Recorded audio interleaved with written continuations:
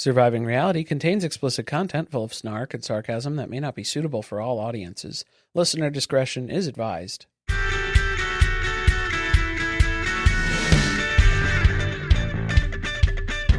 Hello and welcome to Surviving Reality. I'm Corey. And I'm Carly, and this is Married at First Sight, Season 20, Episodes 2 and 3. Where is my groom and the final I do? Where is my groom? Where is my groom? And the final I do. So we only got through the weddings for these episodes, the first three episodes. But still, there's 7 couples. That would have taken tricky 16 episodes in the old Married at First Sight. Yeah, very much so. So, again, appreciating the switch to Peacock. Yes. Again, that the format has improved, the experts have improved, and we're seeing that in real time as the episodes come out. So this is good. The matches haven't improved, but, I mean, it's good TV. Well, it depends on who you ask, because, like, there are some where there's potential. And then, now that we've met everyone, maybe a little differently than the first three. Yes. So we're going to go through and give a holistic recap. So you'll want to have watched episodes 2 and 3. Correct. Yes. This is just going to be couple by couple for the couples based on the new information that we have from the latest episodes that have dropped. And the new episodes are dropping tomorrow if you're listening on the public feed, or on Thursdays. Wait, Thursdays? Thursdays is when it drops on Peacock. Thursdays when it's dropped on Peacock. So there's going to be 3 episodes dropping. 3 for the next one. Yeah. So a lot more to watch. And then you'll have time to watch through all of those before you listen to the recaps when we drop these on Tuesday on the Patreon, Wednesdays for the public feed. Mm-hmm. I do feel like this show is very bingeable. Yes. Yeah. I know we've done episode by episode for other shows in the past, like Secret Lives of Mormon Wives and stuff. And we were trying to debate if we were going to do that. But I was like, if they're coming out. Some of the couples, there's only like 2 sentences in some of the, like, who did we see? Very short. Felipe and Tori for like 30 seconds in the first episode. So quick. Yeah. Well, like second episode. Of this recap. First episode of this drop. It's... just listen, okay? The syntax. Here it is. All right, let's start with Adam and Marissa, because we left off on a cliffhanger with them at the end of episode 1. So we're checking back in because they knew each other. They recognized each other. Mm-hmm. There was something here that wasn't here before. Maybe is he? It is Beauty and the Beast. He's Beast, but with no signs of changing. He's more Gaston than Beast, I would say. Okay, right? I agree with that. Yeah, it feels like that. He definitely eats 2 dozen eggs. How many eggs? 5 dozen eggs now as a grown man. Well, it's inflation, so we've had to go down to 2. Scaled it back to 2 dozen. And just keeping it there. Although apparently money's not a problem for Adam. But free range, he probably raises his own chickens, hormone free and antibiotic his free. Own coop? Yeah, probably, right? Up on the lake I there? don't think he's cleaning it. On himself. Mercer Island, or what was it? Yes. Yeah, that's where. We got a message from our patron, Chris. Thank you for giving us the insider intel about the Seattle area, that he must come from money. Well, yeah. There's not a lot of 31-year-olds with lakefront property in that area. Yeah. So either that, or he said he's a data analyst. Yeah. So maybe he like worked at a startup somewhere and got like a no, you don't think he got a lot of stock His that he cashed out? His parents are in Iceland. They're globe trekking right now. Like, this is old money. Yeah. His parents are rich and they don't care. It didn't sound like his parents were even on the same trip. Later in this episode, he was talking about how his dad's out hiking somewhere in like the fucking Amazon and he has no idea where his mom is. I thought they were in Iceland. Didn't you say that? Like, that was why they weren't here. And now, do these people exist? Rich people rumor. Do these people exist? Does he have parents? Was he just... Did they make him in a lab somewhere and they were like, what's the douchiest douche we could douche right now? He's just an experiment. Yeah. A social experiment. He's Frankenstein out here. Well, technically Frankenstein's... Gypsy Rose his parents? Technically Frankenstein's monster, not Frankenstein. I get it. I understand. Don't correct me. It's okay. We got it. I'm familiar with the lore. It's okay. Maybe he sunk them out on the lake on a jet ski. and now he's got all their money. Ah, The heir to a fortune interesting. of blood diamonds, I'd assume. something I can only dark. assume, yeah, whatever business they're in, it's slave labor. It's it's exploitation to the max. Yeah, whatever's going on. He does give that vibe, doesn't he? That he comes from Old a money, long blood line money. of families who have taken advantage of other people. Yeah, extensively, yes, for years and years. Centuries, generations of exploitation. That's what's going on. The backstory's not what we expected. No, I was really hoping for more of like I liked your story where it was. Thank you. It was going to be he met her at a party, or like he had dated one of her friends, and that was how they knew each other, kind of. In like passing. I thought there'd be more of an established relationship, but apparently they just met when they were out one time. They exchanged numbers, and nothing ever came of it. He hit on her and then never followed up. So what's that? What does that say? Does that happen? How often does that happen? I do want to know the story about that. Is it because he got a bunch of numbers that night and then he decided he wasn't as interested in her anymore? Right. Or is that he asked some friends about her and then maybe they said something and he was like, never mind. Or he looked her up. He was interested enough at the bar where he went up to her and asked for her number. Once he got her number, then he didn't reach out. So did he look her up on Instagram or like find out more information about her? No, he had one of Daddy's 7 PIs look her up. Right. Her Facebook photo had to have been her ripping shots. Oh, yeah. It was her and a bottle of Fireball. He was like, never mind. Oh, I've lost interest. So they do talk about their gifts after the ceremony. Yes. Yeah. Anything notable about the ceremony besides the fact that there's no one on his side? I think that was probably the biggest topic there, because that's what she casually had to be like, oh, how's your family dealing with all of this? And he was like, oh, I don't even know where. Fuck if I know. I don't even know where they are. Did you notice how much he was cursing? Oh, I know. I'm not one to judge. Well, yeah. But I did think like this is the first conversation you've had with your new wife. When you're extra dismissive, your family. I guess. I think that's probably it. He's very uncomfortable. This is a sore spot for him. So then I feel like he's getting extra dismissive about it. And then the expletives start to fly. The expletives fly. Yeah. Maybe they should have let him play a baby grand piano while he talked about it. He would have felt better. Yeah. I think that was a big part of his therapy as a child. Deeply emotional. Therapy or music therapy? That's literally how he consoled himself, because there was absolutely nothing from his parents. You played the piano for Mama in the other room. She never heard it. Hoping that Mama would be impressed. Mama and Papa to hear from the other corridor, from the East Wing, that perhaps they would venture over into the West Wing where he was. They never did. No, didn't happen. So still has that wound. That's why he had to rip the painting off the wall. Right, yeah. That's why he keeps playing now.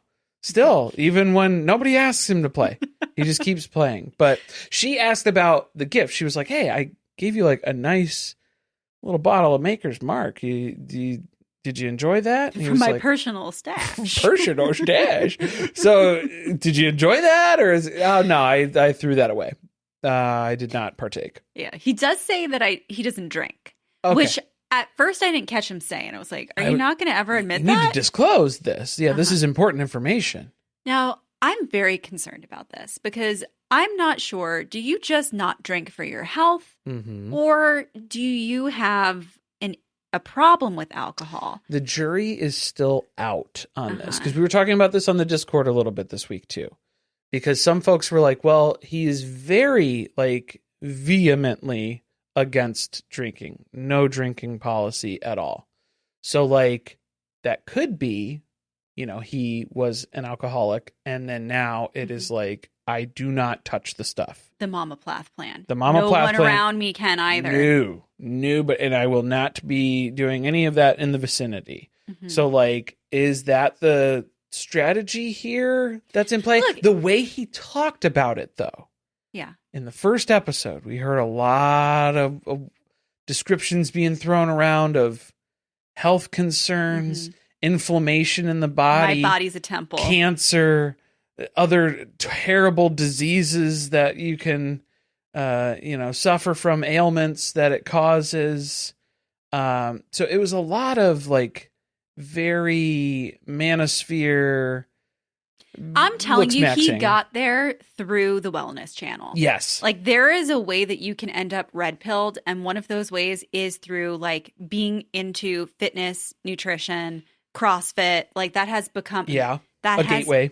Yes. Yeah. They've been able to realize that there are susceptible people within those spaces. A lot of overlap. Who think they're doing something good for themselves, and then they kind of go down a rabbit hole and like can't get out. The Sven diagram there's a lot of overlap in those categories. There. I will say, okay, the one spot of when he was talking about it was, I didn't want to wake up hungover every day.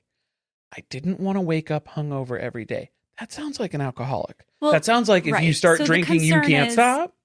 There's a difference between for people who don't have an unhealthy relationship with alcohol. Right. There's a difference between having a drink here or there, maybe on the weekend, enjoying yourself, or you drink to the point that you're going to drink every night and wake up hungover. And you get inebriated every time. Is what he was describing. That's what it sounded like. So that's my red flag for there's potential. We need to keep an eye on that. But I think we're split between those two. Either one. Pick your adventure here. They both are bad. Those are both bad. I don't care what is going on with either one of those avenues. But what I'm worried about is you didn't tell the experts. Like, if you can't be around someone else who drinks, especially your wife, who you're going to be spending a lot of time with. I don't think he's going to be spending too much time with her, personally. Then say, you should have asked for that. Right, yeah. Because now you've got somebody who not just drinks, like, it's a big part of her personality. Well, I think that was the problem too. There's people in this experiment. I'm still going to call it that. People in this experiment don't know how to verbalize what they're actually looking for. I think that was the same issue that Tori had. I think we have another couple that's the two conservatives who are looking for love, but I don't think they know what conservatism is at all. They can't know define a lot it. of what's going on. So like I don't think that people are in tune with what they actually want. They can't verbalize it. They don't know how to describe it. And they don't even know what their deal breakers are. They've dated with no intention of serious relationships. Yeah. And so they have no idea what they need from a partner. Mm-hmm. It's going to be a disaster. It's going to be bad. This marriage. Poor Marissa. Oof. Then they're at the reception. Okay. And he gets called up to play a little number for her. He's dedicating it to his wife. Well, there's no... Everybody's saving grace from last week in the Discord was at least he didn't play for Elise. That's the only thing that would have been worse, because he played Moonlight Sonata for the boys at Boys Night Out, which was a weird pick for me personally, not my favorite, and for a social engagement of that caliber.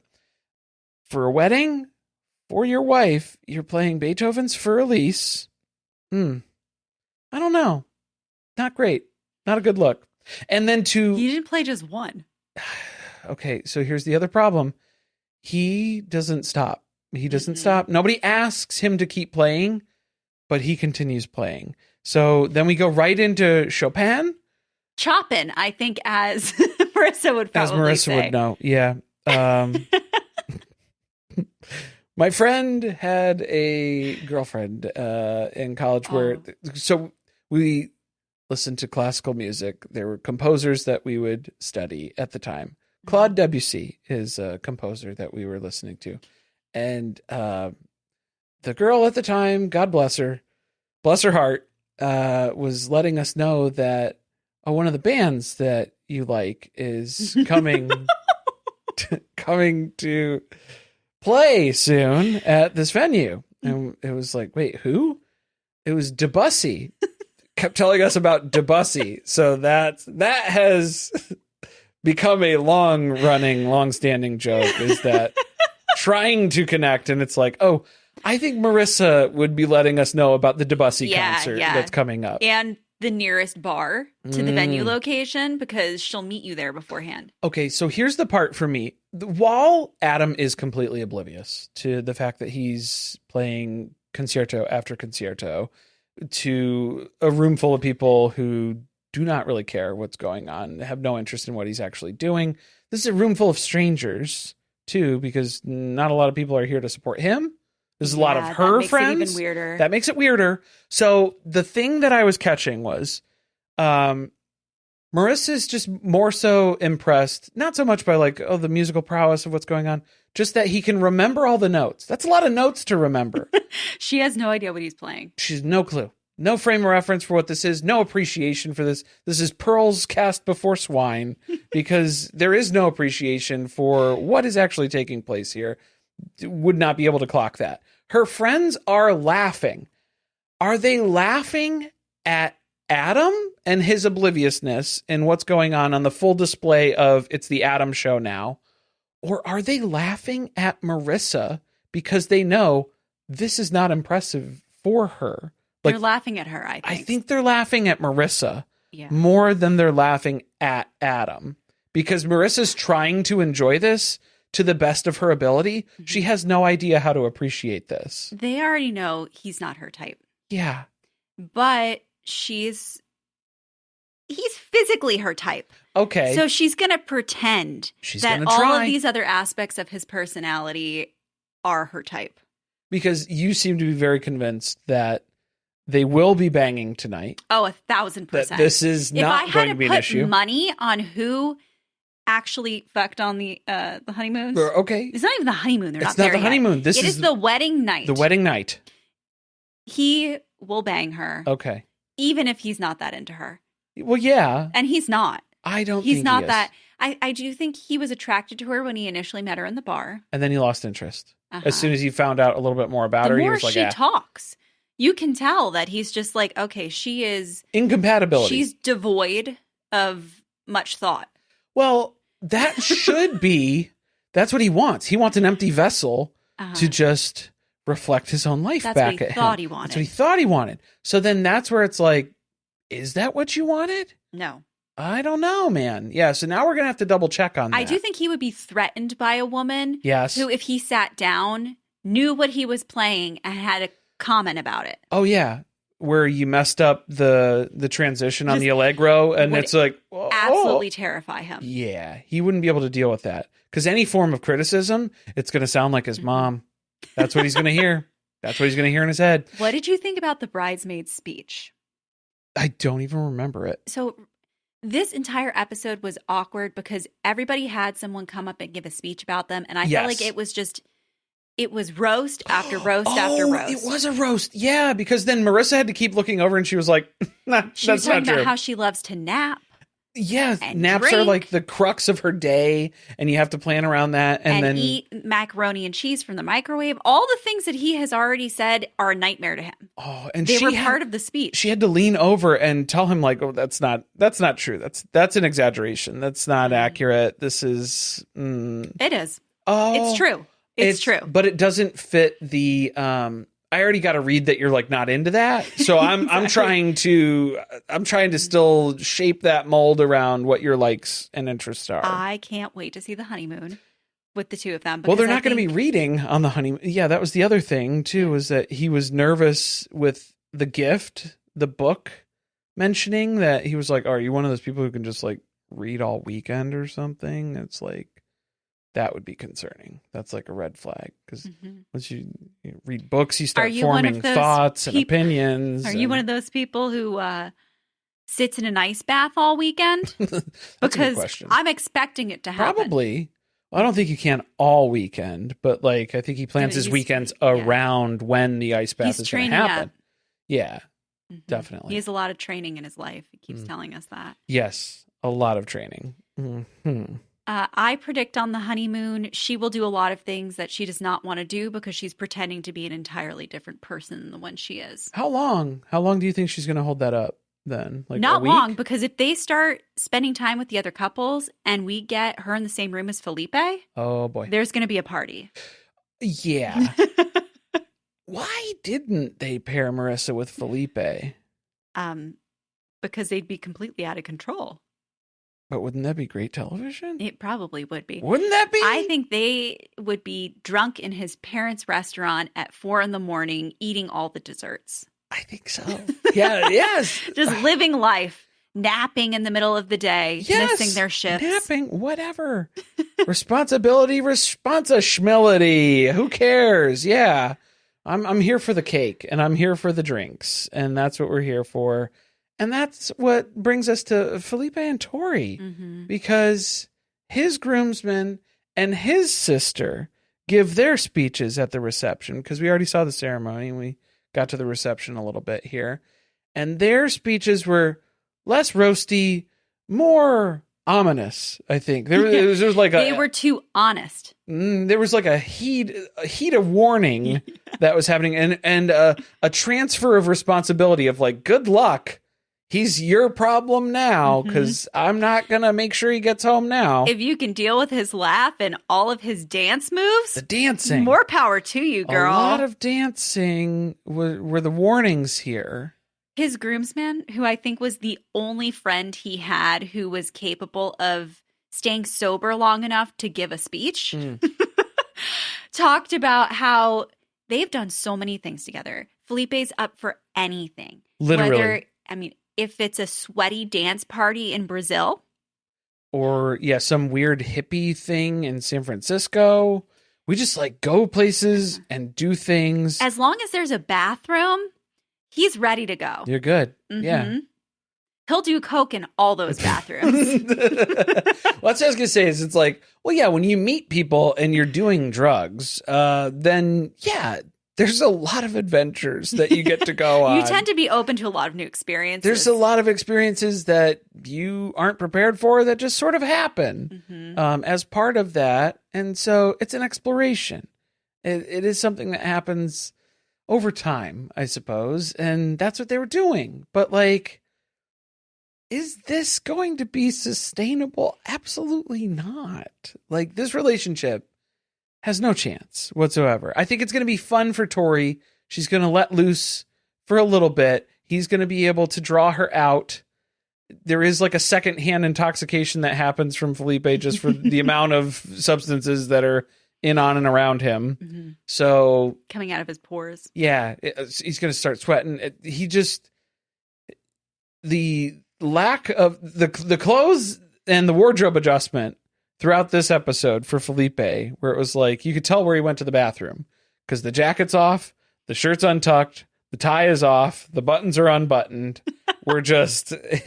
He couldn't wait to take his clothes off. I think that was part of it too. Oh, okay. Okay. Tori does not seem to be picking up on any of these red flags. These are all direct verbal warnings from people who are close to Felipe in his life, his siblings, his friends. As those speeches were being given, I was looking around, and there were older women in the background who looked obviously concerned.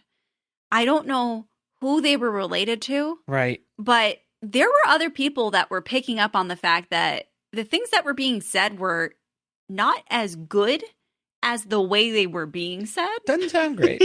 Doesn't sound great. And if it's delivered in a playful manner of, like, it is kind of a roast, I suppose, and that's how Tori took that. I think that Tori's just trying to sugarcoat this for herself. She's just looking at this as, okay, this is going to be good. This is going to turn out great. Yeah, I think she is attracted to him physically. So right away, it's like one of her biggest fears was that she wouldn't be into him. Okay. And then he's into her. That was the other biggest fear. I don't think she's thought much further than that. Yeah, we haven't gotten to any of those other real legitimate concerns of like compatibility and just having that as like a support. Do you feel safe with this guy? Maybe that's a question you should ask. He's putting on his best act. He really is. He's trying to convince her that he is a mama's boy. When they cut the cake, he's talking about how it's a Brazilian tradition to hand a slice of cake to the most important person in your life, and acts as though he's going to give it to his mom, but then he gives it to Tori. He apologizes. He hands it to Tori, and then Tori, being the wonderful person that she is, she goes over and hands that slice of cake to Felipe's mom. And they embrace. Oh, so like it's set up for all of these things where it's just like, okay, they're really trying to have Tori be the fix-it solution for Felipe. Do you think Tori would have been better with Adam?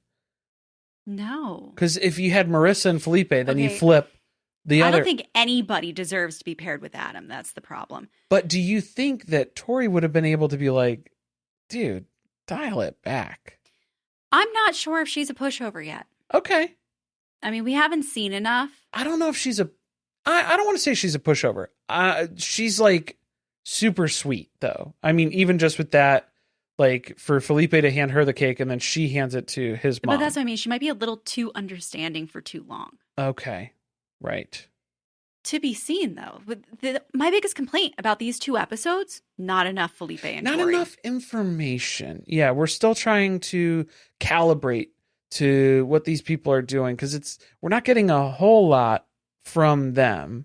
A lot of what we saw of them were people around them saying things about them, which may or may not be true. So I kind of want to see like how that plays out a little bit more. They are definitely attracted to each other. I think they are going to bang it out. I think this is going to be a nice vacation bang for Tori. Oh, yeah. She's going to enjoy this a lot. She's going to have an amazing honeymoon. Oh, yeah. And then they're going to go back to real life, and that's when it's going to start. Well, because then Felipe is still going to be the exact same party animal Vacation that he party always boy. has. Okay, yeah. So that'll be the realization that they're going to have a great honeymoon. They're going to have so much fun. They're not going to have any arguments because they're in vacation mode. Yeah. And then once they get back to real life, that's when everything will kind of come crashing down around. I think that's the prediction. I agree. He's working overtime to try to cover up all of the negative aspects of his personality. Definitely. Okay. Well, we're going to take a quick commercial break and then we'll be right back with Mecca and Beljolie. All right. So we met them last episode. We saw them get married. Mecca and Beljolie. Yes. And we're at the reception. Right. Mecca is still very apprehensive. He is... but not apprehensive about Beljolie. No. Apprehensive about what she thinks about him. Yes. He is... He doesn't think he made a good first impression. Still... What am I trying to say here? He's not confident. He's lacking confidence. Mm-hmm. He is... there's a word. There's a word for that. He's not self-assured. He is... He is Everyone's not screaming. Insensitive. That's Adam. That's Adam. Insecure. Yeah. There's insecurity for Mecca. A lot of it. Lots of And that. I think we've figured out the source of it. Oh, yeah. It's Daddy Genius. Belle's talking to Genius, and she's like, yeah, honestly, on a scale of 1 to 10, I'd probably put like my attraction level for Mecca at like a 9. Like an 8 or a 9. And Genius is like, whew. I'm not going to tell him that. Although he should have run back and told him that. Should have. Because he's on the other side of the room Yes. talking to the groomsmen, and they're all trying to reassure him, like, I saw the way she looked at you. Mecca's like, She's well, into you. She only did the cheek kiss, though. So, like, was that because she's not feeling me? Or, like, or do we think maybe, hold on, it could be. She wanted to go in for more of a kiss, but then she didn't want to do more than just a cheek kiss because it was in front of her family. It was at the ceremony. And his friends are like reassuring him to no end here because Mecca is constantly seeking reassurance from outside That's sources. going to become exhausting very fast. So that's something to keep an eye on. But what I do like, the thing that I would take away from this that is like a positive thing, is that Mecca does accept counsel. So he takes other people's opinions into account and is able to like consider reframe the way he's looking at something. Yeah, or like take that into consideration. And because like if Adam went to his friends and he was like, I don't know, I think she didn't like me because she only kissed me on my cheek. And they would go, well, I don't know. She was in front of her parents and it's a large group. She'd never met these people. So like maybe she wanted to do more, but she didn't. And then Adam would just go, no, because like I'm pretty sure she doesn't like me. So it's just like one of his top 3 personality traits is dismissing everything. So, dismissing just generally Just everyone. Everything in general. So concerning. Yeah, there's cause for concern here, but there is that little glimmer where it's like, I think he surrounds himself. Mecca surrounds himself with good people. He's getting good advice from the people who are around him, too. He's willing to listen to it. And he's willing to listen to it. So that's promising. That may be giving us a little bit of hope about where this can go, because I think they're going to struggle a lot with the insecurity. Yes. If he's able to take in what other people are saying and change the way he's looking at situations, I think that there's a chance it'll work out. Yes. But if not, I think this is going to be a real struggle for her to constantly like drill home that she is attracted to him. And you. She wants to be here. Despite your WNBA career or whatever, like, that's fine. I don't care.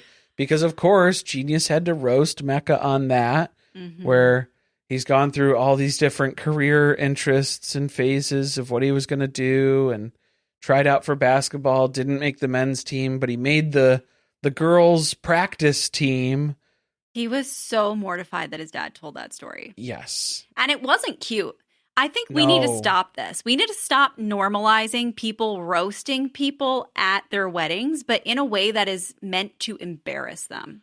Well, I feel like that's how Genius operates. Mecca's dad, Genius, is like, he can't compliment you without insulting you first or embarrassing you. I think he's been doing this his entire life, which is how we get to the level of insecurity that we're at. Because then when we have Belle's mom, Violent, comes up after and then is like the most supportive and loving and caring sorts of... Yeah, she gets the nicest speech about Belle Jolie. But then also... Mecca, at the end of that too, she like directed some of that at him, and he has to kind of like turn around and be confused because he was like, that was like a compliment, but without, there wasn't like the bad stuff first. So like, what the fuck was that? I've never been complimented in this way. Yeah. Like, I don't know what to do with that. With the good stuff, like, get it out of here. So she was saying she was reassured that she loves his personality. Yes. That he's like kind of a goofball. And what she's seen so far, she really likes. Yeah. And he was like, okay, weirdo. Like, yeah, he was like, why do you like me? The way that he got uncomfortable with just that level of just positivity that just got plopped in front of him, he didn't know what to do with it. See, now Belle Jolie has a close relationship with her mom. Correct. So I'm wondering if she's going to communicate in a similar way, yes. and that's going to make him wildly uncomfortable. So that's the thing. Can he overcome this of like, you need to undo a lot of there's like a time bomb that's in your head and you need to rewire it basically, because he's not going to know what to do with all of that. I think that's going to be tough. I have one complaint about him. Uh-oh. And it's been irking me a little bit since we first met them in the first episode. Mm-hmm. I feel like he is acting like a long lost Wayne's brother. Well, you're saying I think it's an act. You're saying he's more Marlon than Sean, I think is what you're getting at here. And I think I see what you're saying. Uh-huh. To an extent. I do think that he's putting up a front, though, where he's got to make everything into a joke. Yes, because the truth that cuts underneath that is too severe for him. So he needs to make a joke out of it. Yeah. That's also going to irritate her. If he Mm-hmm. does that with things in their relationship. Well, there's a level of inauthenticity in that, and then you can't communicate directly. You have to kind of dance around topics sometimes is what it comes down to, or it's just, it's the communication compatibility, I think, is going to be the challenge for them. I mean, I do think they were really compatible from the moment they met each other. Yeah. But whether or not they'll be able to get through the hard things like they're of a comfortable. relationship. Yeah, like they are comfortable around each other. Yeah. So that's good, because that's just a whole other level. They had a moment in the limo on the way back to the hotel where they were talking about like their experiences with their families, which I think they're realizing they have a lot of similarities, which, I mean, we know there's a lot more. Lover boy, lover girl. Well, yeah. They've had some like interesting serendipitous sort of things, because it was like she doesn't have a relationship with her biological dad, never met him until she was 20, and then like still doesn't have a relationship with him.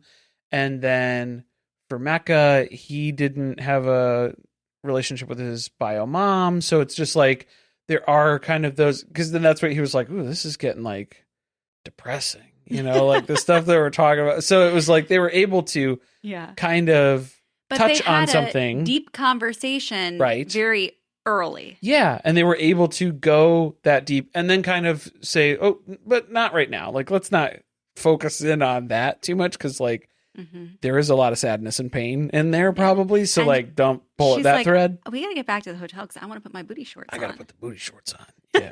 We got to get to work. Told her friend, she was like, we are not going to do anything tonight. Okay. I've already decided that I want to be friends first and like have a foundation before we have a physical relationship. But on the honeymoon, though. Yeah, she didn't define how long she was going to wait. But on the honeymoon, though, you can get friends. You can be friends by the honeymoon. Yeah, they are attracted to each other. Yes. So I'm really hoping he does not mess this up. Please don't. Before they get to like progressing their relationship more out of her friendship zone. I think he's going to be the problem. If they're going to have a problem, he's the problem. Right? Like, that's what it comes down to. I mean, so far we haven't seen any flags coming from her that seem like they're going to be difficulties. I'm sure something will come up, but... Well, I mean, she's human. Like, I get it. But I'm just saying... He's got a lot that's already obvious. He has the baggage right now. He's carrying a lot already that is going to make this extra complicated. So, can he get through it? I guess we'll see.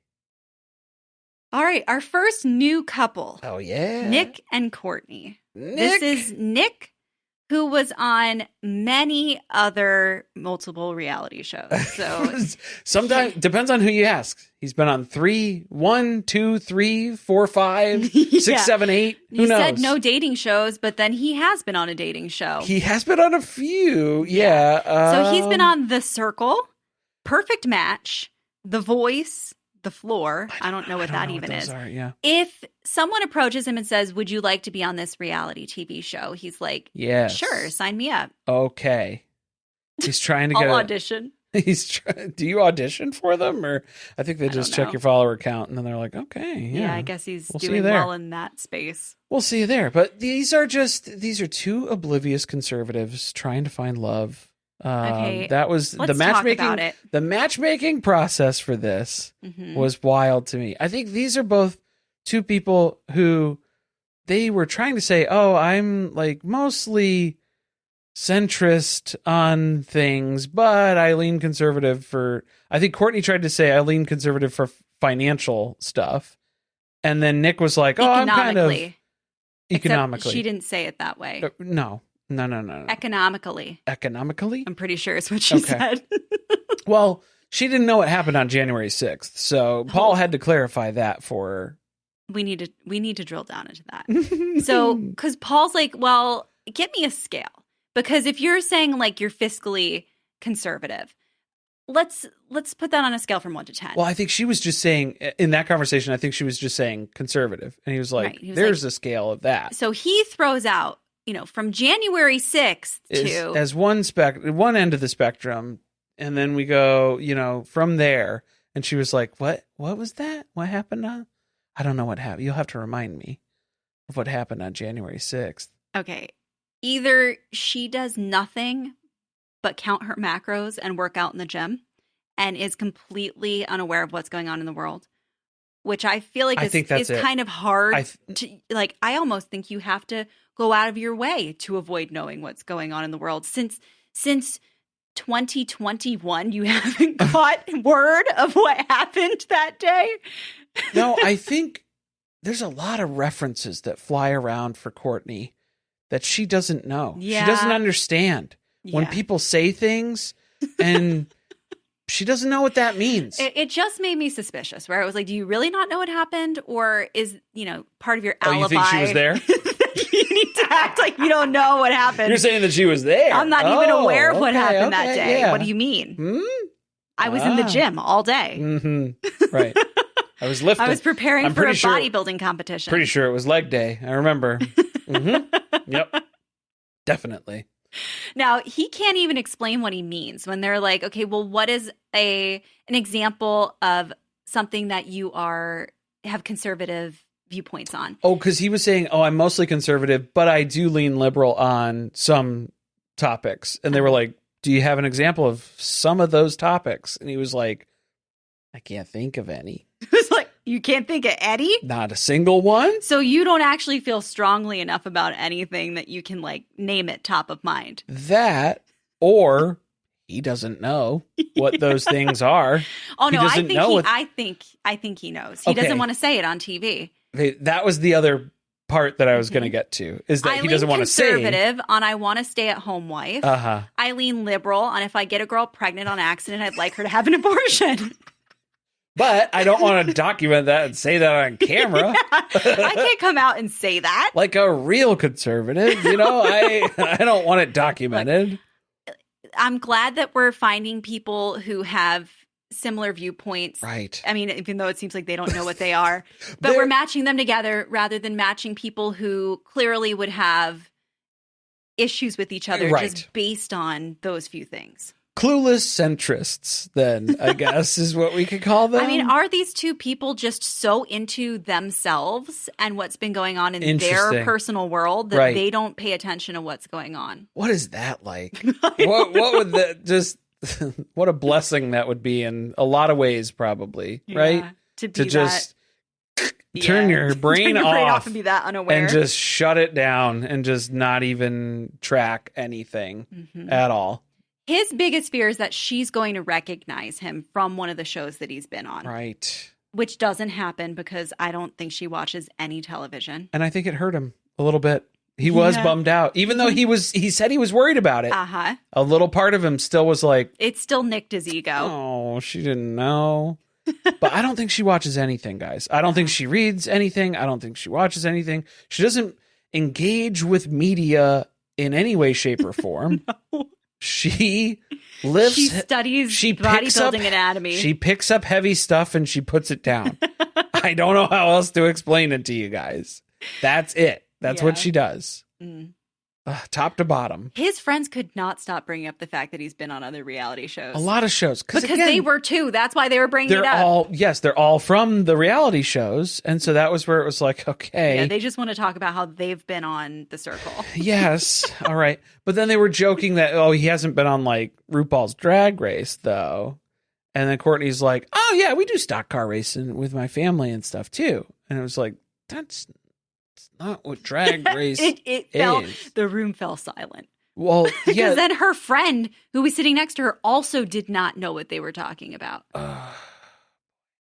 You got nobody to bail you out. They're like, who's RuPaul? Oh, no. Drag queen. Drag queen. I'm sorry. Queen of drag. Queen of drag. Yeah, she's got a lot to learn. Maybe that's what he meant by I lean liberal on some things. RuPaul's Drag Race. That's where he leans liberal, is because it's another reality show that did send him an invite, but he couldn't get the death drop, so he wasn't able to do it. Just wasn't able to. Can we talk about the fact that her mom looks like Cruella de Vil? Yes, we need to. I think I need to get this out of my system. What is happening? I've been bottling this up. And then she's wearing this furry little white shawl, which they had to remove the spots to, And then there's black and white balloons falling from the ceiling. I think that's what set it off for me, is once they did the reception stuff, and then her mom was very much involved in a lot of like the black and white themed things that were going on. And I was like, this is just too on the nose, too Glenn Close to home. That's a live action 101 Dalmatians joke. I know. There you go. It's just, there was something going on, but I don't know what it is yet. Mm-hmm. Her mom's hair is very bleached. Very bleached. Did you notice that? I think we've got an investigator on our hands. We've got a woman who will ask everybody in your life 100 questions, but never come to you with that question directly. You're saying Courtney is? Yes. Okay. I think it's her suspicions that she won't let this go. She needs to keep asking the questions, because what she finds out is, oh, he's been on a lot of reality shows. Wait a minute. This is a reality show. I think that's what I'm here filming. Hold today. on a minute. Wait a tick. I think they told me this was going to air on TV. So, okay, maybe date's January 6th. Maybe he's just doing this for the clout. It's just another show. Oh, this is going to convince her the entire time that he is not actually interested in being there for her, that he is only interested in being on television. That's the first intrusive thought that starts winning for the day. Because then she goes around and asks literally every single person at the wedding, is he here for the right reasons? And every single person vouches for him. And they're like, he's here for the right reasons. And so then she goes, what do they know? What do all those people know then? They know that they think they know this guy. I don't know. He's just friends with them on reality shows. So of course they're going to say that. Mm-hmm. So now she's moved on to the next thing, because then it was after the wedding when they went back to the hotel and she gets out of her 101 Dalmatian shawl.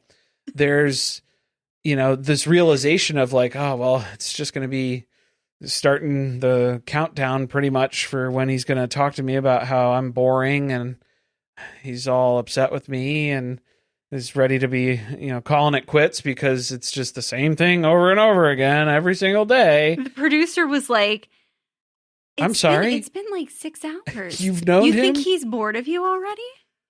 Yeah. Yeah. Yeah, pretty much. Yeah. That tends to happen. I really only boil chicken and lift weights. I mean, I pick the heavy stuff up and I put it down. It's a lot of my day. I'm booked. Yeah. And also she's bringing the baggage. So much like, Mecca's situation where it's like, there's a lot of stuff in there that you got to unwind in your head about how you're thinking about relationships, how you're thinking about this relationship. This is just going to be the same repeated pattern because that's normally what happens for her. And then it becomes that self-fulfilling prophecy where in 6 months they are bored of you because now... Well, you've only talked about the same thing for 6 months because you've been so insecure about it that you won't stop asking about it. You have hyper-fixated on this, and this is the only thing that I'm going to hear about is how you don't believe that I want to be here. Well, maybe I don't want to be here. Mm-hmm. You've convinced me. I'm starting to think that I don't want to do it anymore. Well, I mean, Nick is like... Do we think Nick is here for the right reasons? Do we think he's... I think Nick is open to a lot of experiences in life. Yes. And if this was to turn out to be a long-term marriage, he'd be happy with that. Okay. If it doesn't, he will take the next offer to go on another dating show. Correct. Yeah. This is another platform for this to take place. Because I think it was when his friends were asking him before he went to the ceremony. And his friend was like, what's the first thing that you want her to ask you? And he was like, first thing, I hope she says, boy, you're really attractive. And then his friend was like, that's not a question. And you didn't answer my question. Mm-hmm. I was asking you, what's the first thing that you want her to ask you? He didn't answer that. So it was just like, I don't think he is here for the right reasons. Mm-hmm. I think everybody is trying to convince Courtney that he is, but she doesn't believe it still.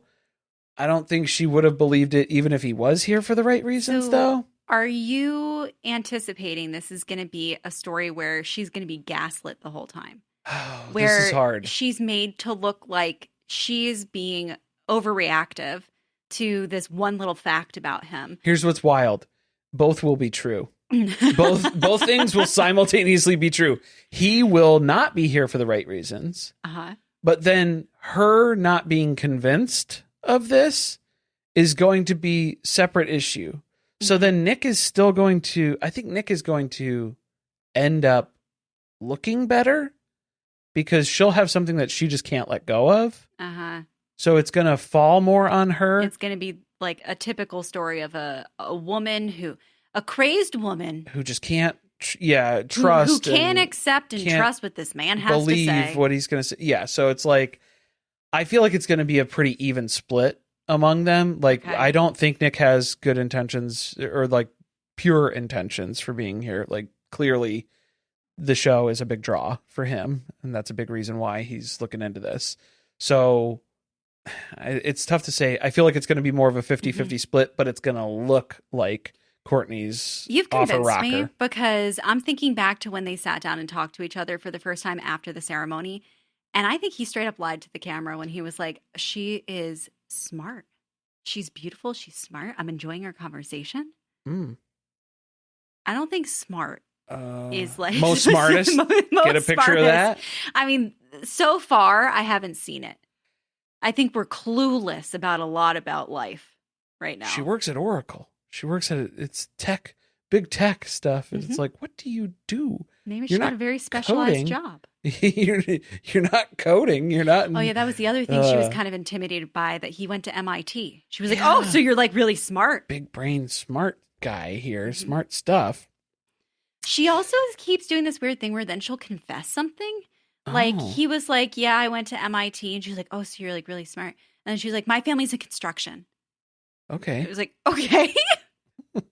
I don't know what to say, so then I just throw out a random fact from my life, and that's what I do. I'm wildly uncomfortable and don't know what to say. That's pretty much what's going on. Well, let's move on to two more people who have nothing to say so far. It's been pretty potato so far Yes. between Cameron and Michelle. She's a Disney adult who cries a lot. A lot. I can't I can't tell if she has dark circles under her eyes or if she has cried so much already leading up to the wedding that she has, some inflammation going on. Right. Well, that was the catch too, is that she didn't cry on the wedding day. So she held all that in until I think she cried when they got to the hotel. Uh-huh. I think she cried before bed. Because she looked like she had. She looked like she had. She looked like she had to let something out in the bathroom alone when she was taking her makeup off. Yeah. And it like something hit her. She cried the entire intro package with her family. The whole intro. Yeah, because it was just like the whole, her wanting to have a baby, Mhm. and then the being diagnosed with fibroids. She froze her eggs just in case. So it's like this fertility struggle that she's had. Also how like her parents were match made basically, and they got married at first sight almost too in some ways. And her mom was just like, yeah, he was tall, so it was good. And it was like, okay, that I guess that should work out. That must have been her only thing that she told them. I want a tall guy. Tall guy. Because she got a basketball player. Yeah. Yeah. And that's what Cameron basically has to bring to this. He doesn't have any experience with serious relationships. The longest relationship he's had was about 6 months. He's 37 years old. Right. So that's a red flag. That worries me. I don't know what the issue is, Well, though. so I don't know if it's because he plays basketball, if he's traveled a lot, and so Yeah. like he hasn't really been able to have Stayed a in one- long-term relationship. like stayed in one place, or like he's Yeah. not, present for stuff. He or- doesn't share much, so it's hard to know what's going on. Right. Right? I feel like I learned almost nothing about him. Basketball. That's all we know. Tall, basketball. He works with kids because he's like a coach at a community college. hmm And so he's good with kids and like helping them get scholarships to go on and play basketball. Basketball is a big part of what this guy's doing. His whole identity's wrapped up in basketball. His one friend could not stop hyping her up about how good he was at Oh basketball. my God. He was like, you don't even understand. The school that we went to, it was founded in like the 1700s. Like it was founded before America. And like he is the best basketball player that has ever In the history played there. of the school He by a played mile. with It's not even Steph close. Curry once. He defended Steph Curry. He didn't even play with him. He played against him. That's how good he is. That's how good. Okay. Look him up on YouTube. Look it up. Pull that up. All right, dude. Like, you can check it out. I got it favorited chill over out. here. Like, look, it's right on I got a playlist of them. Yeah. If you want to watch them. Because, look, if you don't fuck this guy tonight, I am. So, like, get out of the way. He was really, really, really, He's hype. really He's hyping hype. him up to an uncomfortable level where it was like, I'm really glad that you're into basketball. I'd like to talk about my favorite Disney princesses if we can change the topic to something else. Are there any Disney... have you seen Air Bud? They're like, is there any basketball movies that Basketball Disney princess Otherwise- crossover. Oh, that's a tough one.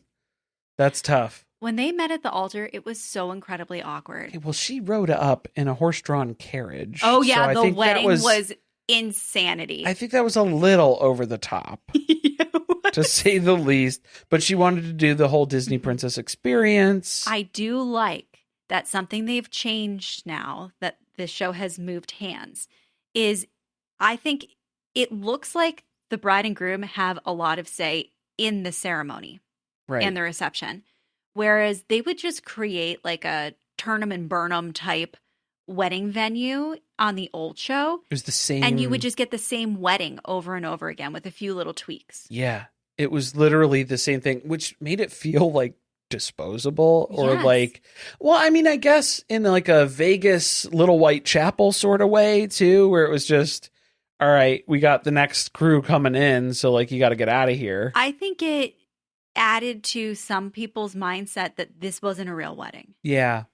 So I do like that they're having them, as much as the horse-drawn carriage was a lot, I like that they let her have the thing that she wants at her dream wedding because now I think that makes people more invested. Just like Colin. Yeah. Yeah. Colin wants his horse. Colin wants a horse. Hope he gets his horse. Otherwise, it's hard to really feel like it's a marriage then. Yeah, it's tough. It feels like you just got married on a reality TV show. What's that? What good is this? Jeez. Pretty much. It was awkward at the ceremony.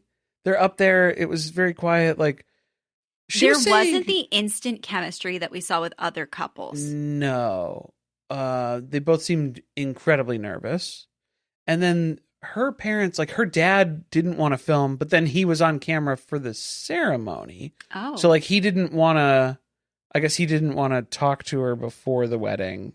He just wrote her a letter. She read that. So like that was kind of weird, but I was like, but not too far off for like, just distanced Asian father, I suppose, for the purposes of this. So it was like he was still there at the ceremony though, on camera and stuff. So okay, maybe he changed his mind. We'll keep an eye. We have a lot of parents changing their minds. We'll keep an eye on it. We'll keep an eye on it for that. It was awkward at the reception though too, because when they got out on the dance floor, there's a substantial height difference between them, even though everybody's the same height laying down, as we know from all of our Little People experience, all those shows. And it was just awkward to get started. And then it's like people are laughing, and then are they laughing at me? Are they laughing with me? You're already feeling nervous, and then that's just adding more to it. I'm not sure what to think about them yet because they haven't really divulged enough about themselves. Right. It's tough to make an assessment at this point. We need more data, more information in order to fully assess what's going on. I do worry that she just wanted a wedding and a baby. That's the concern. I think that was the vibe that I was getting, especially with the horse-drawn carriage thing. I was like, uh-oh. I think she might have wanted a wedding, not a marriage. And so then it's like, that could be cause for concern. Will they or won't they? Tonight, wedding night. I don't think they will. No. I don't think it's going down. I don't think so either. I don't think it's happening. I don't think it's... They might be one of the surprise ones, though, for the honeymoon, where they just like pop up where they're like, oh, yeah, we've been going at it. I think if we get a night where the couple spend time together and they get to see some people popping off, like not getting along, that may bond them. They'll appreciate each other more, where it's like, oh, thank you for not being like that. We both may not have big gregarious personalities like some of the other people on the show. I think that may be our best attribute. Yeah. This might just be that like... we're quiet. So I think the thing that we need to see, which we did a little bit, I guess, when they got back to the hotel, is they are able to talk comfortably. That's the basis of a successful relationship. Because if you can't sit in the same room and talk and be comfortable, that is 90% of marriage. So like you need to be on the same page, same vibe, same energy level. And I think they do have that. So I think they have that, but I don't know if that's actually Michelle or if she's just trying to be, I'm married. Of herself that's really impressive. I need to be, I'm a compatible wife. And it's like, is that what's happening? Is it natural? We had that last season where we had, I cannot remember their names, but the one couple, the guy who would not stop talking about Burning Man. Yeah. And the whole time we were like, they are pretending to be versions of themselves, but they're just really agreeable. They were both pretending. Yes. And then they both cracked at the same time. So it was like, well, there you go. I could see that maybe. I could see that there's not enough as a info possibility, but it's just, that was a glimpse into where they were just sitting on the couch talking at the end of the night. And it was like, well, that was nice. You know, like that was good to see. Could work out maybe in just like a very normal, not dramatic way. They'll be the least interesting to watch if that happens, though. Probably. Let's take a quick break, and then we're going to come back with 2 more couples, and it's only up from here. Oh, Sean and Nikki.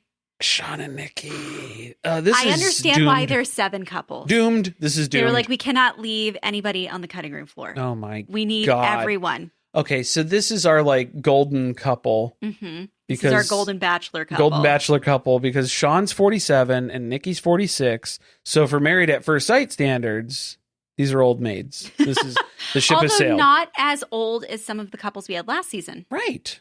Correct. Yes. So Sean, we made note, he's a former musician turned doctor of education, not medicine. He just wanted to clarify that because everybody thinks that's what he means.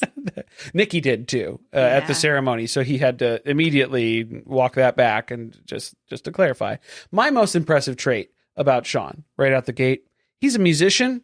Haven't seen him play a single Beethoven piece at all. Nothing unprompted on a piano. Adam? It's amazing. Yeah. Amazing how he's been able to do that. This man got paid to create music for a living, and he did not incorporate that into his wedding day. Didn't do that?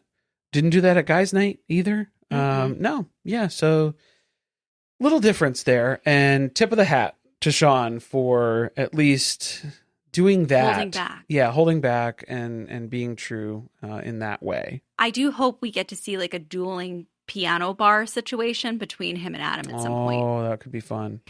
I feel like, they both start playing the entertainer. One takes the low part, one takes the high part. That'd be interesting. Let's see it happen. I guess we'll see.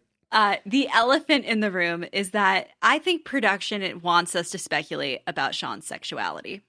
Yeah, I think that's what it comes down to. Because he's 47 years old, he's been married to his career, so he hasn't really had time for serious relationships. This is what he's explaining about how he ended up where he is today. And we have to talk about the fact that, look, he has a little bit more of like an effeminate nature. Right. His voice is a little higher pitched. I think that there's a lot of things that they're trying to lay out visually to us. Yeah. To try to make us go down that path. I don't like to speculate about people's sexuality. I think that's gross. Yeah. I don't know what's going on with him, but I do think he has faced this a lot in his life. Okay, that's the key. The parts of his personality that have been very off-putting throughout these episodes, I think come from that. Correct. Yeah, my assessment so far, because again, not to speculate on his sexuality or to try to define what he is.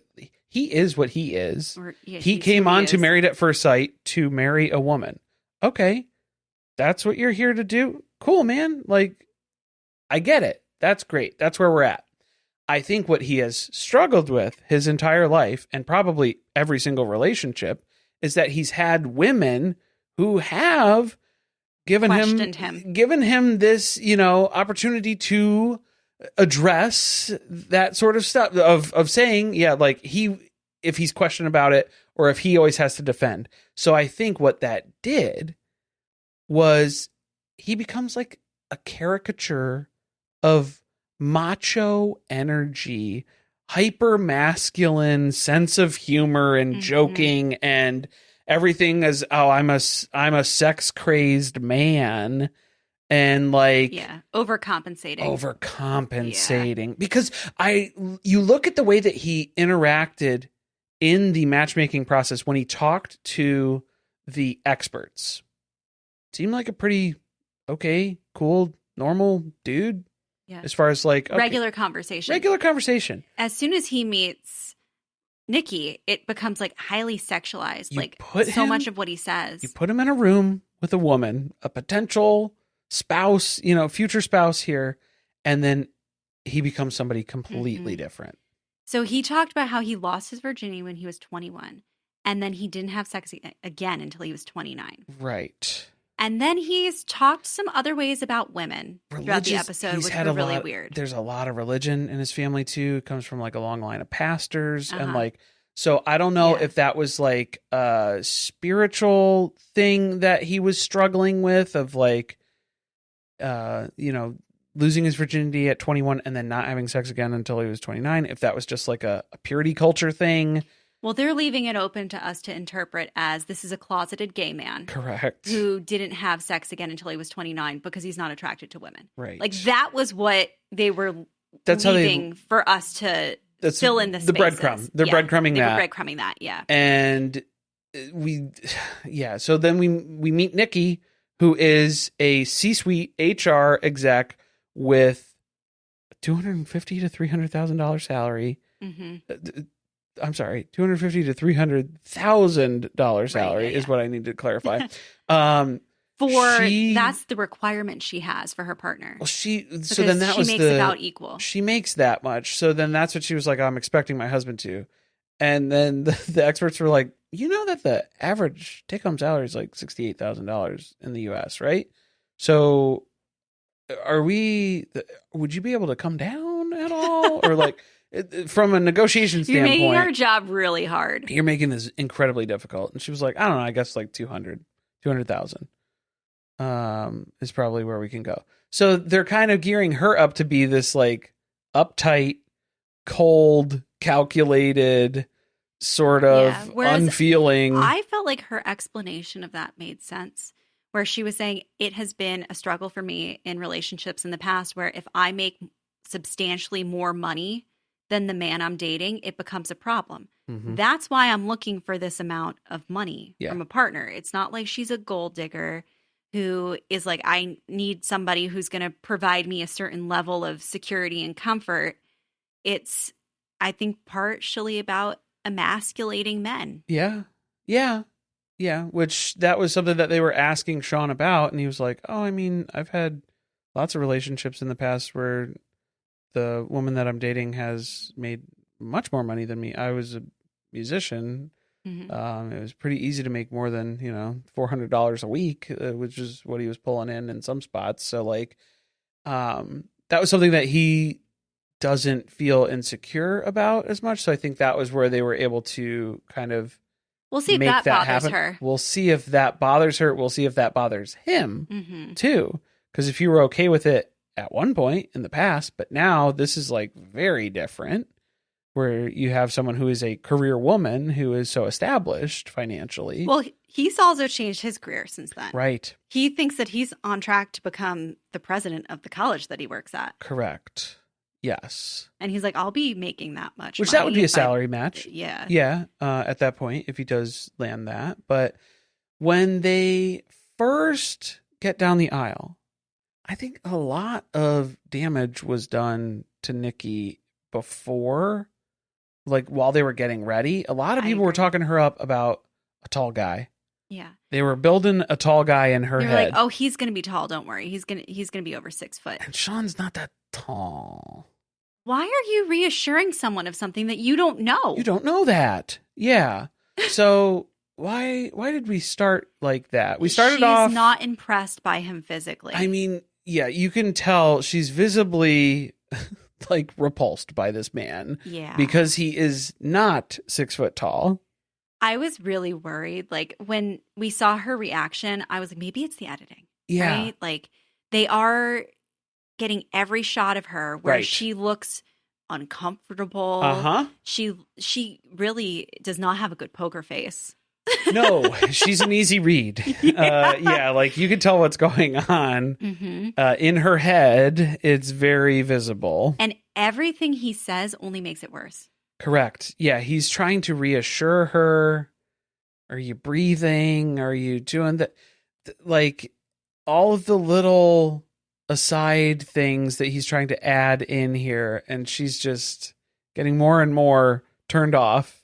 There's no chemistry at all between these two. Which is ironic because she said that she was a sapiosexual. She kept telling the experts that. She said that multiple times. Meaning she's attracted to somebody's intellect versus the physical being.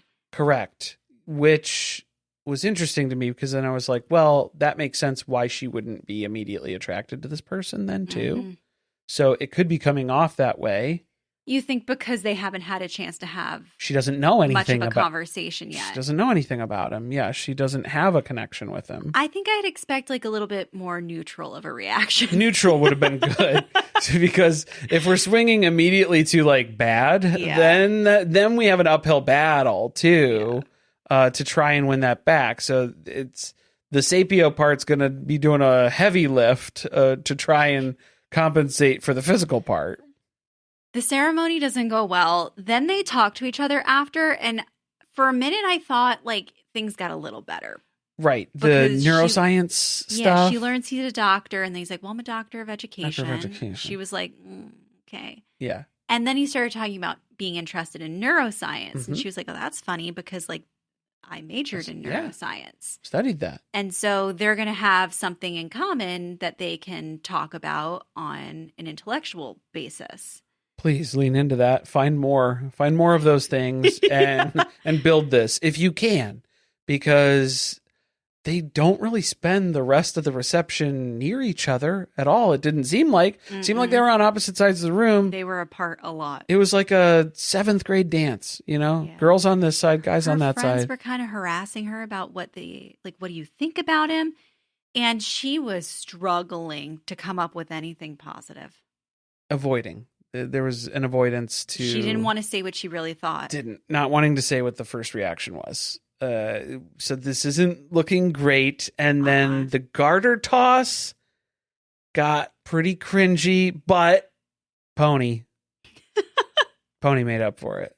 For me, personally. I was doing okay since the soundtrack was good. So I could get down with Pony. It was very awkward watching this man take her garter off with his teeth. She did not want him that close to her body. I don't think she did. And he is picking up on no clues about the fact that she wants to create physical distance between them. And he keeps touching her or coming closer to her, trying to get a kiss from her. And it's really, really, really starting to upset her. It gets worse when they go to the hotel. Because it's just, he's still being very sexually suggestive and it's making her uncomfortable. She's a head of HR. You're doing HR violations all over the place right now. So like, that's not appealing to her. Yeah. And she's like, I'm going to write you up. Well, yeah. And this isn't a game. No. Yeah. With the thermostat being set to 69 and he was, it's his favorite. And then in the aside to the producer, she's like, 69 happens to be my favorite position. But I'm not going to say that because I don't want him to think that that's an invitation for anything. And he's already been very suggestive at this point. First of all, 69 being her favorite position, that's a red flag. I'm sorry. That's a red flag because I don't consider that to be. I don't know. She was trying to make a joke. Okay. I'm not sure.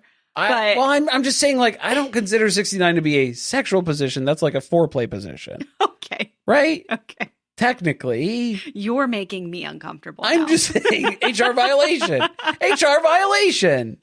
It's happening. He really is giving incel to me. That's what it feels like. Because I was like, why is this guy? I do not think that it is like, that he is closeted. I don't even know if it's that he's, possibly bi. I think that this is an incel guy who cannot find a woman to have sex with him. Well, he makes every woman uncomfortable. Yes. And then he's like, I'm a nice guy. I'm a good guy. Yeah. Why doesn't any woman want me? Look at all my achievements. At one point, he rattled off all his achievements as though he was supposed to be like, handed a woman who would worship him because of the fact that he has done all of this in his life. Yes. So that's what I get from him. That's the red flag. Because that's what I couldn't figure out. Why is Wedding Day Sean is not the guy that they matched with somebody. They matched matchmaking Sean Yeah. with her.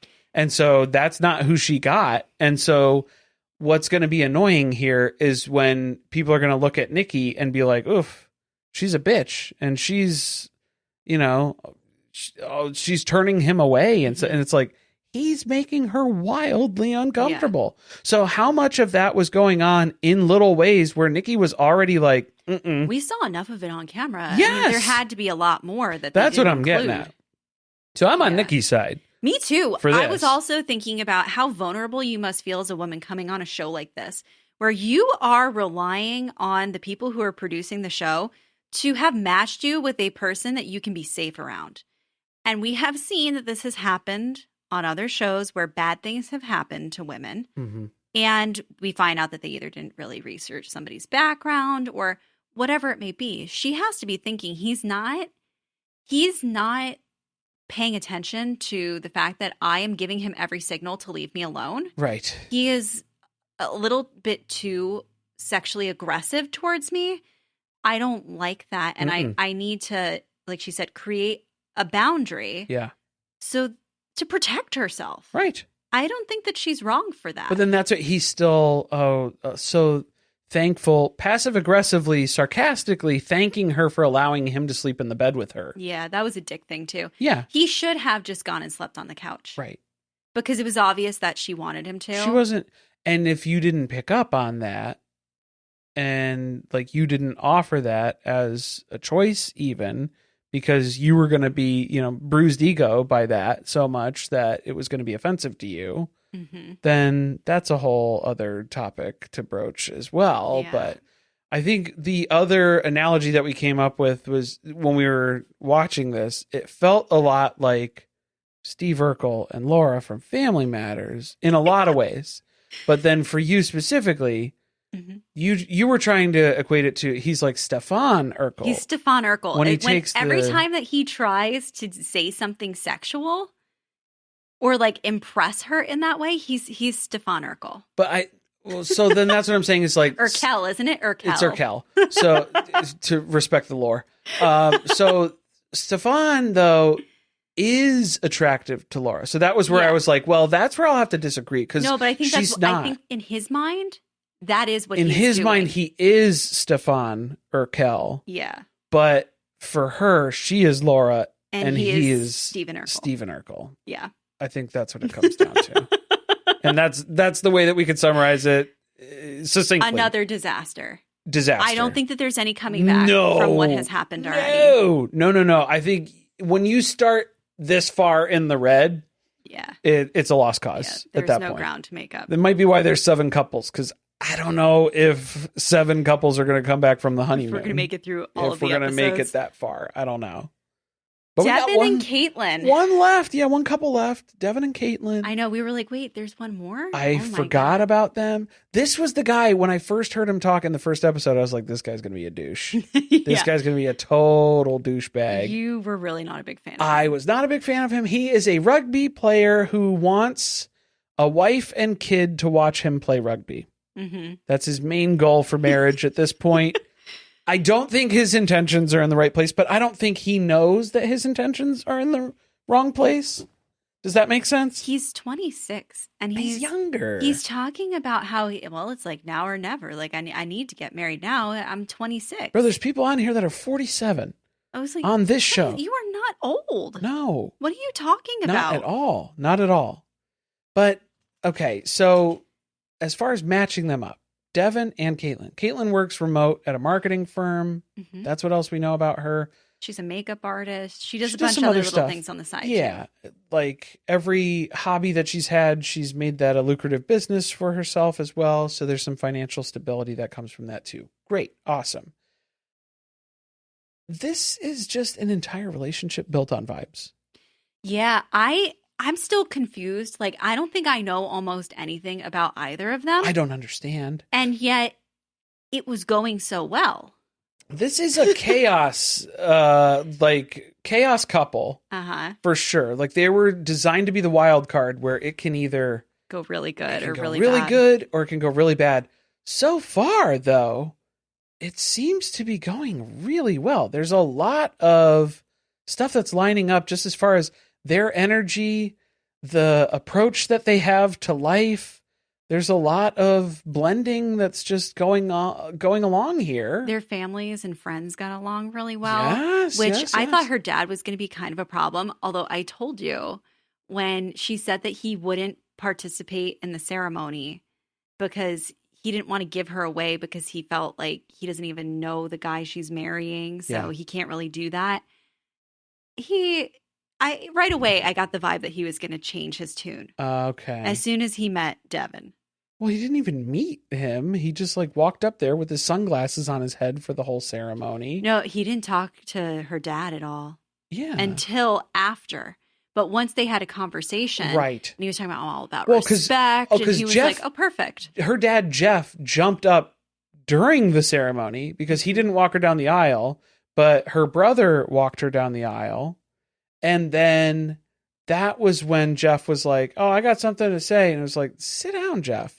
You chose not to walk her down. Like, you made it a whole You don't point. get to make a speech now. You don't get to just jump up and start saying stuff now about what you felt about stuff. And, but it was like his way of kind of shoehorning in of like, oh, well, I wasn't really comfortable doing the traditional handoff here, I suppose, because I didn't know you, Devin. I think he wanted to explain it to everybody who was there. Right, yeah. Like why her dad didn't give her away. Yeah, that could have been it. Because then he felt weird about it. Right. In hindsight, didn't look so good. Yeah. So then it was like, okay, well, sit down, Jeff. Because then once Jeff and Devin talk at the reception, then they hit it off. And now it's like, Jeff loves Devin.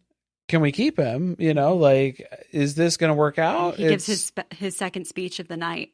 Yeah. Where he was like, look, it would kind of really devastate me if this didn't work out for you guys. Because this is good. Now I like him. You got a good thing going here. I can tell. This is a kind of a Cody Brown Caleb story. Oh, okay, yeah. A bromance. The dad has fallen for the groom here, and so that's what we're dealing with.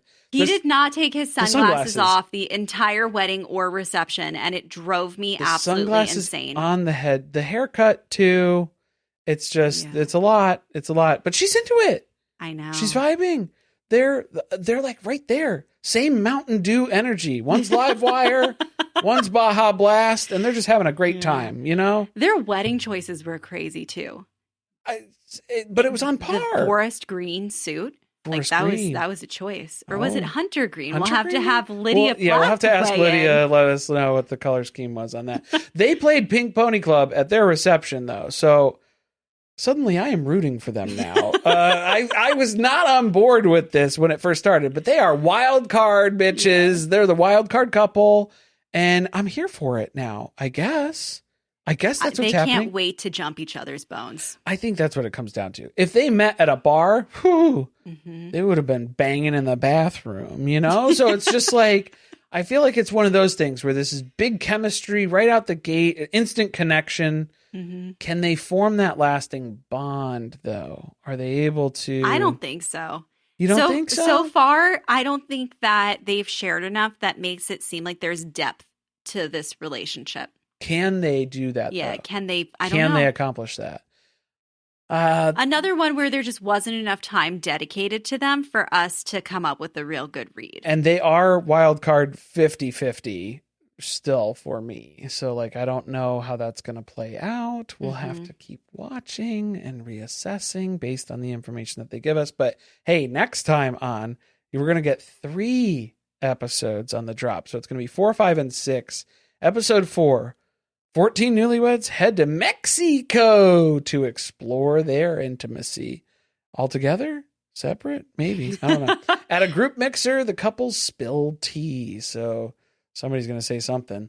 Episode 5, as the honeymoon ends, hard truths leave some in need of expert help as the sun sets in paradise. And then episode 6, as the couples move in to the apartments, they navigate everything from basic hygiene to intimacy and vulnerability. Who is going to struggle with basic hygiene? Okay, hold on. We saw a preview of Adam getting into the pool with socks on.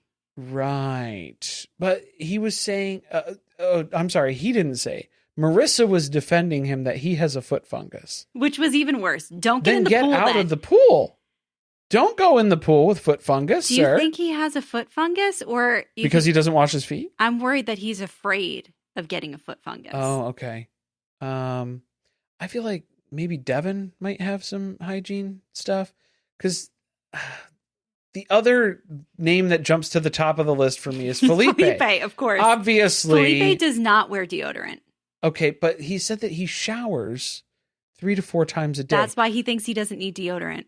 I think that's why he brought that up. He said that traditionally in Brazil, that is like showers per capita. It's the most showers. I don't think he does, though.